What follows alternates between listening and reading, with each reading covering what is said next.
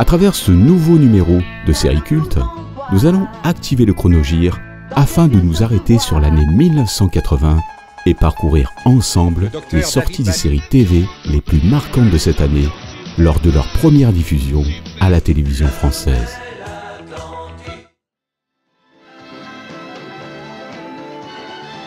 « 5 janvier 1980, La Croisière s'amuse débarque sur TF1, une série américaine créée par Aaron Spelling, producteur notamment des séries Starsky et Hutch, Drôle de Dame et Pour l'amour du risque. La série télévisée La Croisière s'amuse s'appuie sur un téléfilm réalisé en 1976 intitulé The Love Boat et en reprend les grandes lignes, lui-même inspiré d'un roman The Love Boats écrit par Geraldine Saunders, directrice de croisière. Et cette dernière s'inspira du bateau allemand Wappen von Hamburg, construit en 1955 afin d'y asseoir le décor principal de son livre.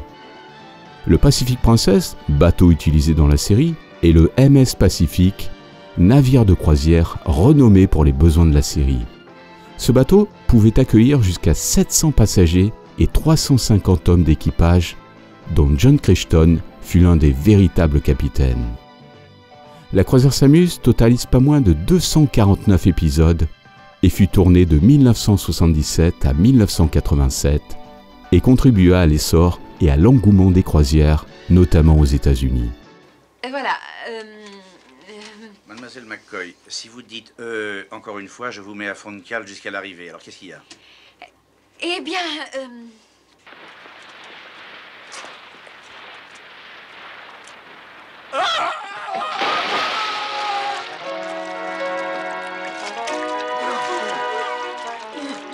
Bonne soirée, messieurs, dames.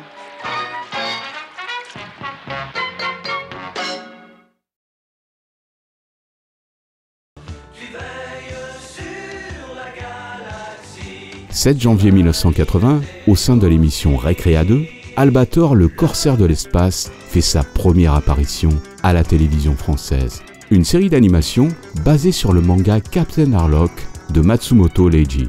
Le titre Harlock fut remplacé au profit d'Albator, qui est une contraction entre Albatros et le mot or, très populaire à cette époque, notamment grâce au film James Bond. Albator constitue l'un des personnages les plus complexes et ambigus des mangas et animés japonais, car il est habité par une foi inébranlable en le genre humain, quitte à le défendre contre lui-même. Le libre choix, c'est la dignité de l'homme. La preuve qu'il pense, qu'il juge, qu'il n'est plus le tube digestif que les temps modernes ont fait de lui. Puissent les temps ultramodernes marquer enfin le réveil général des âmes endormies. C'est à Michel Gatineau que l'on confie le soin de réaliser l'adaptation en langue française. Dans cette version, la bande musicale originale japonaise est entièrement revue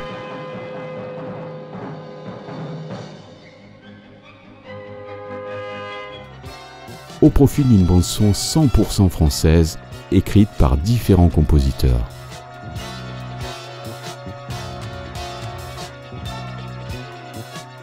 Et ce, pour une bonne raison. En effet, certaines musiques furent écrites par le compositeur et chef d'orchestre Caravelli en vue d'une sortie dans les grandes salles d'un futur film mettant en scène Goldorak et les deux Mazinger, dont le générique fut interprété par Michel Barouille.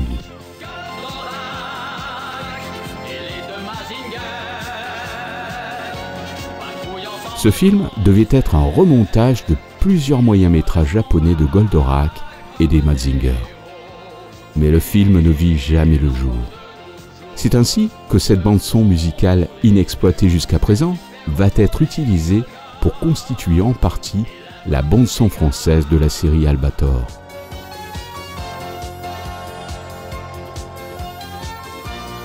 Agrémentée de nouveaux morceaux musicaux, cette fois-ci écrits et composés par Éric Chardin, Didier Barbelivien et Guy Matteoni, et ce, afin d'étoffer la bande originale française de la série. La chanson du générique est interprétée par Éric Chardin ainsi que Jean-Pierre Savelli.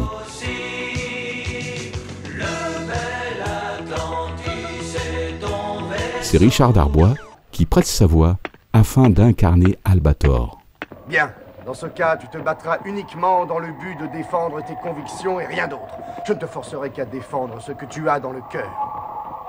Ramis, à partir de cet instant, tu fais partie de l'équipage de l'Atlantis. Ce Diurnus 4 de l'an de grâce 2980 aura été un grand jour.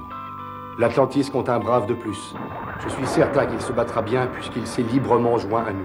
Lequel sera plus tard la voix officielle d'Harrison Ford, Richard Gere, Jeff Goldblum et Batman dans la série animée, pour ne citer que ceux-ci. Il est également connu pour être la voix officielle de la station de radio Énergie. Les 3 derniers épisodes n'ayant jamais été doublés pour la version française diffusée en 1980 et seront doublés 20 ans plus tard, ce qui explique la différence de voix d'Albator. Je suis fier de vous et je suis fier de notre victoire. Mais la guerre que nous avons menée ensemble m'a enseigné qu'il y a mieux à faire que de rester hors la loi. Je n'ai pas le choix, je suis né pirate, mais pas vous. Regardez. Cette planète a besoin de vous. Votre jeunesse et votre énergie sont indispensables à sa reconstruction. Mais c'est bel et bien Richard Darbois, la voix française originale d'Albator, qui reprend du service pour le doublage 20 ans plus tard.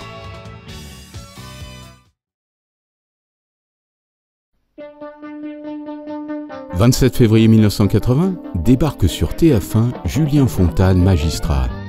Une série avec dans le rôle principal Jacques Morel, qui interprète Julien Fontane. Série dans laquelle un juge d'instruction vient chercher ses directives auprès de la chancellerie. Le succès de la série était tel qu'il était impossible pour TF1 d'en arrêter la production. Mais la série était sur la sellette depuis quelques années. En effet, le chef de cabinet de Robert Badinter, alors garde des Sceaux, n'appréciait guère que ce magistrat vienne chercher ses ordres directement auprès de la chancellerie, et en avait fait part à Étienne Moujotte, vice-président du groupe TF1. De plus, l'arrivée de la série Navarro en 1989 mettra un terme définitif à la production de la série, qui s'arrête au terme de 25 épisodes totalisant 10 saisons. On n'y croit pas quand on la voit. 12 avril 1980, sur Antenne 2, Superbug fait sa première apparition. Une série de 12 épisodes mettant en scène une voiture bardée de gadgets conçue par Jimmy Bondy. La série n'est autre qu'un remontage réalisé pour le marché français par la société Capfilm à partir d'extraits de films, lesquels furent tournés, réalisés et interprétés par Rudolf Zietgruber, qui tient le rôle principal de la série sous le pseudonyme Robert Mark. Les films dont sont issus la série sont produits par la société allemande Barbara Film Productions. C'est ainsi que les 5 films sont découpés afin de constituer des histoires à part entière qui composeront les 12 épisodes de la série.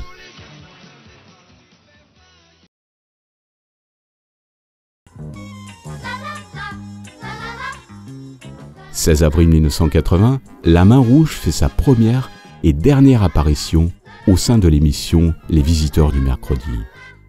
Une série de 12 épisodes verront le jour avec dans le rôle phare Mathieu Laborto, qui quelques années auparavant avait endossé le rôle d'Albert dans la série La Petite Maison dans la Prairie.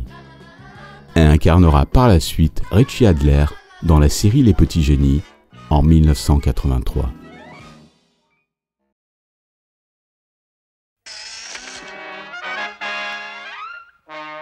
26 avril de cette même année, la série Holmes et Yo-Yo fait son apparition au sein de l'émission Au plaisir du samedi. Une comédie policière et fantastique produite par la chaîne américaine ABC.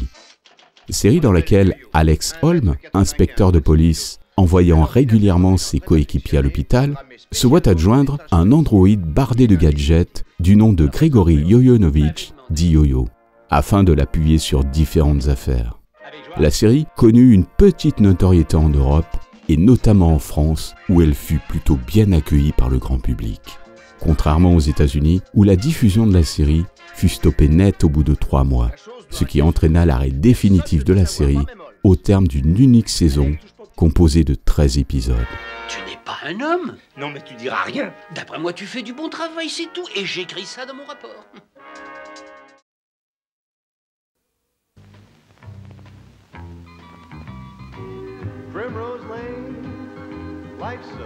Le 30 juin 1980, Hack Family fait sa première apparition sur Antenne 2. Une série produite entre 1971 et 1972 et qui sera diffusée en France à partir de 1980. La série met en scène le quotidien de la famille Smith, dont le père, Chad Smith, interprété par Henry Fonda, est sergent de police à Los Angeles. Bob Smith, le fils aîné de Chad, est interprété par Ron Howard, que l'on retrouvera quelques années plus tard dans la série Happy Days, aux côtés de Fonzie, et qui aura par la suite une fructueuse carrière en tant que réalisateur de cinéma. La notoriété de la série est surtout due à la prestation d'Henry Fonda, acteur de cinéma qui n'hésite pas à mouiller sa chemise afin de jouer dans une comédie dramatique télévisuelle. La série s'arrêta en 1972 au terme de 39 épisodes, totalisant 2 saisons.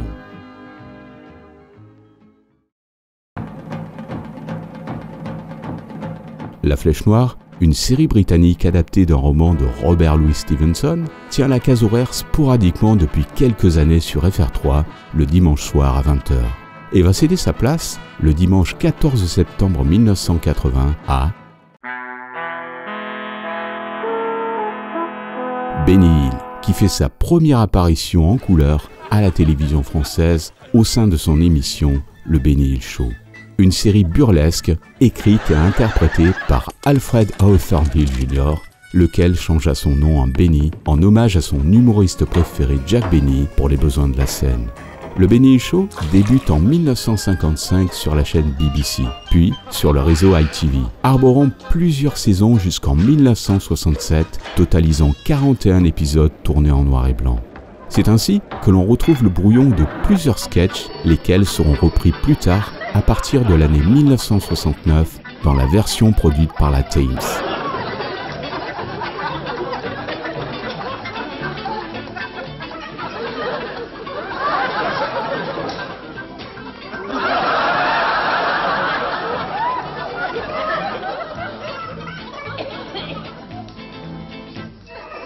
Réalisés cette fois-ci en couleur et seront diffusés le dimanche soir sur FR3 à partir de 1980. Nombreux sont les acteurs récurrents ayant participé au show, parmi lesquels Bob Todd,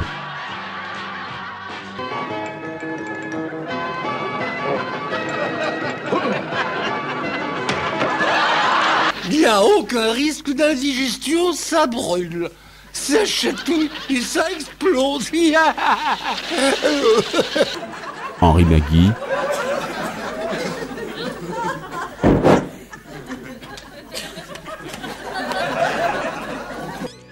et Jackie Wright.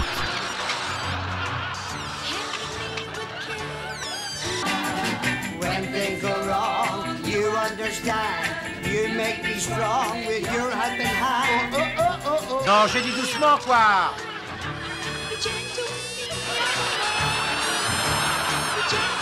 Benny Hill tenta à 2 reprises de se marier et essuya 2 échecs consécutifs. Son corps inanimé fut retrouvé le 22 avril 1992 dans son appartement, assis dans son fauteuil devant la télévision qu'il aimait tant.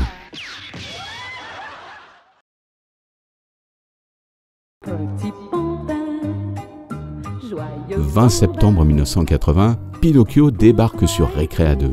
Une série d'animation germano-japonaise composée de 52 épisodes adaptés du roman de l'écrivain italien Carlo Collodi. C'est Daniel Licari qui prête sa voix afin d'interpréter le générique de la série d'animation, laquelle interpréta le générique d'Heidi et fut notamment l'interprète de Concerto pour une voix de l'auteur-compositeur Saint-Preux. 18 septembre 1980, sur Antenne 2, la série Chérie fais-moi peur fait sa première apparition et nous conte les mésaventures de la famille Duke dans le comté de Hazard, avec à leur tête Oncle Jess, passé maître dans l'art de la contrebande. Interprété par Denver Pyle, qui quelques années auparavant crapahutait dans les montagnes aux côtés de numéro 9 dans la série La légende d'Adams et de l'ours Benjamin.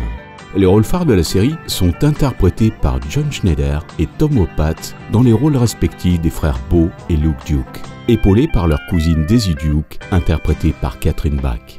La série est notamment inspirée du film Cours après moi shérif, sorti en 1977, interprété par Burt Reynolds dans le rôle du bandit. La voiture utilisée dans la série, sous le nom General Lee, est une Dodge Charger de 1969. C'est ainsi que des centaines de véhicules furent utilisés tout au long du tournage, car suite aux nombreuses cascades, celles-ci étaient la plupart du temps inutilisables. Le générique original est interprété par Waylon Jennings. Quant à la version française, c'est Noam Caniel qui l'interprète. Mais suite à un désaccord financier entre les producteurs de la série et Tom Wopat et John Schneider, ces derniers quittent la série. Les producteurs pensent alors que le succès de la série est dû aux nombreuses cascades des téléfilms et sont remplacés par Byron Cherry et Christopher Meyer dès la saison 5. Ce qui ne plaît guère aux téléspectateurs qui commencent peu à peu à délaisser la série. Les producteurs rappellent alors les comédiens originaux pour clôturer la 5e saison, mais ces changements incessants, associés au scénario devenu souvent répétitif, seront venus à bout de cette série qui s'arrêta au terme de la 7e saison, totalisant 147 épisodes qui furent tournés de 1979 à 1985. Comment on devient un papa, plus papa que tous les... 17 octobre 1980, Papa Poule débarque sur Antenne 2. Une série française dans laquelle Bernard Chalette, dessinateur dans la publicité, interprété par le comédien Sadi Rebaud, se retrouve seul à élever ses 4 enfants issus de 2 mariages différents. La maison ayant servi au tournage des épisodes situés au 84 rue Carnot à Montreuil fut démolie. La parcelle de terrain est devenue le square Papa Poule en 2004. Sadi Rebaud est un acteur, mais aussi un comédien spécialisé dans le doublage, avec un parcours impressionnant et interpréta de nombreuses voix, notamment pour la série Il était une fois l'homme. Et doublera par la suite le personnage de Rico Tubbs dans la série Deux flics à Miami, pour ne citer que ceci.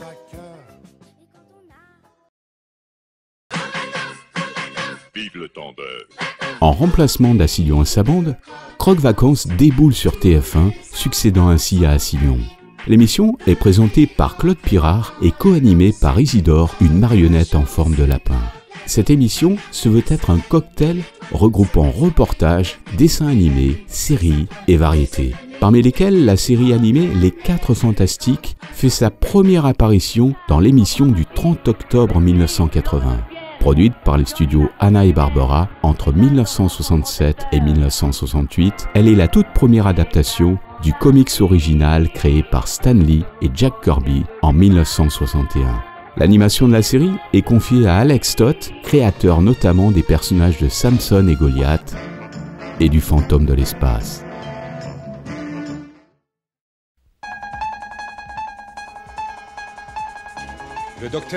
Le 20 décembre de cette même année sur TF1, l'incroyable Hulk fait son apparition pour sa toute première diffusion. Une série américaine conçue par Kenneth Johnson d'après le personnage Hulk créé par Stan Lee et Jack Kirby en 1963.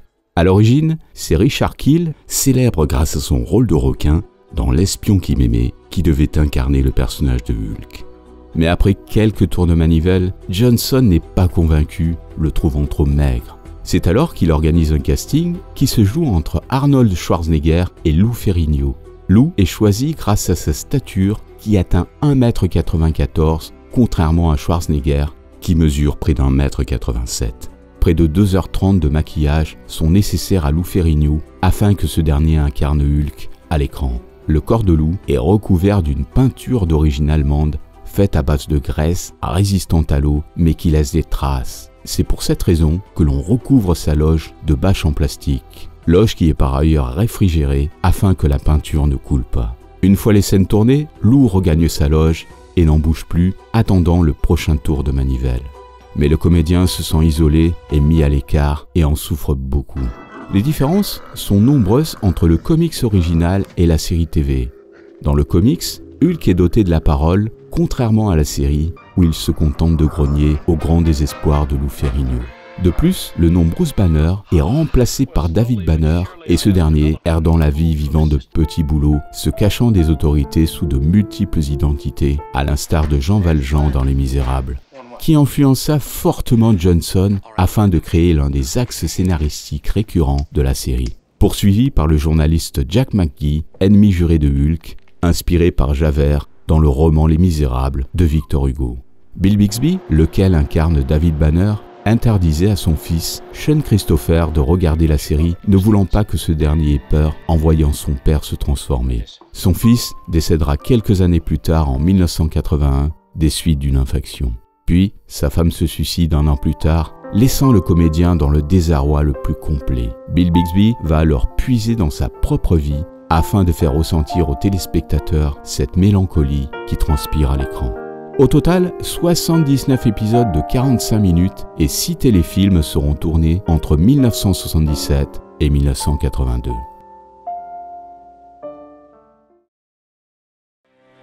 Voilà, c'est déjà l'heure de nous quitter. N'hésitez pas à me faire part de vos commentaires concernant cette vidéo. En espérant que ce nouveau numéro vous ait plu, je vous dis à très vite.